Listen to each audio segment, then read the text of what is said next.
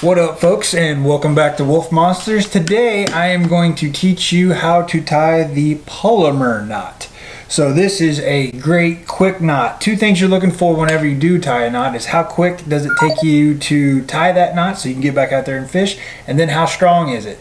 So let's hop out to the shop. First I'm going to show you how to tie the thing, and then second I did some time trials on 3 different knots. The Snell hook knot, the uni hook knot, and then now the Palomar knot. And I put the time to show you how quick it is, because the faster you can tie a knot, the quicker you can get back out there in the water and the more fish you should catch. So let's head out to the shop and then come back in and I'll show you what I found from the results of the timing. Here we go. Alright, let's go ahead and tie this thing. So we'll set a quick timer so you can see how long it actually takes. Here's our hook and here's our line. So we're going to set our hook down for a moment. We're going to go ahead and form us a loop that's about 4 to 6 inches long. So there's our loop right there.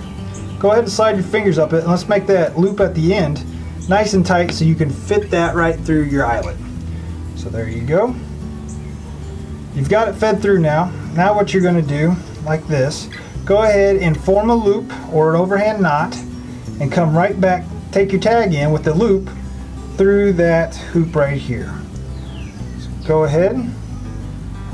Start to pull that slightly tight. Don't cinch it up all the way quite yet. And now what you're going to do is open up that loop end and take your hook and run it right through it.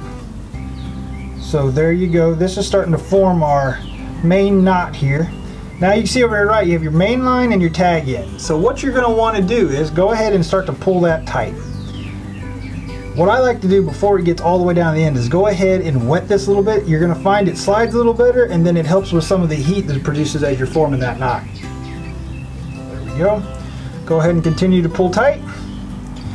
Great. Now we've formed our knot. Let's go ahead and cut off our tag end right here.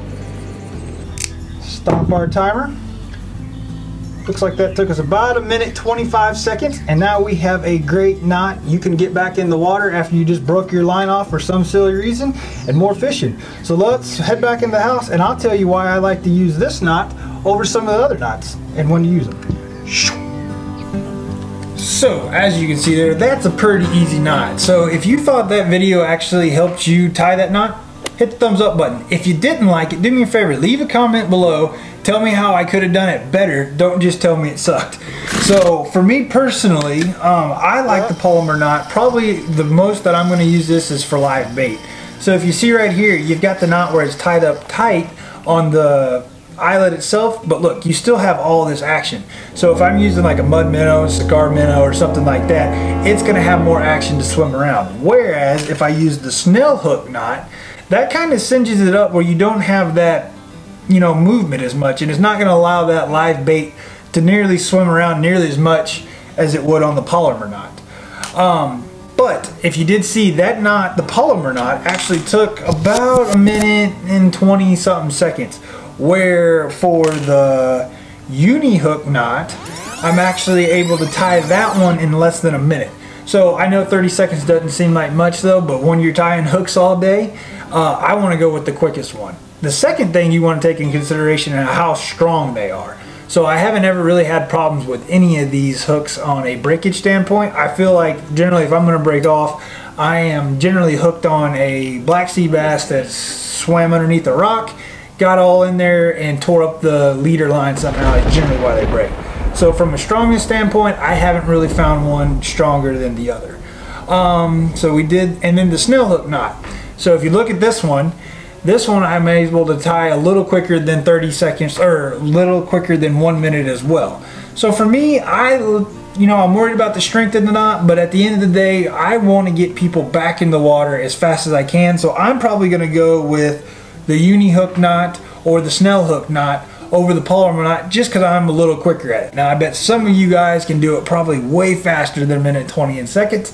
And good for you. I mean, honestly, at the end of the day, I think what really matters is what are you comfortable with? What do you want to tie that you know if you put on a 42-inch red, which we did do the other day, which was awesome, is that not going to break? So you want to have the knot that you're most comfortable with. So yeah, hope you guys are liking this video. If you want to see more videos like this of us fishing, or these how-to videos on how I tie all of our rigs on the Wolf Monster channel, hit that subscribe button. If you find it helpful, hit that thumbs up button, and yeah, I will see you guys on the next video. Thanks for stopping by.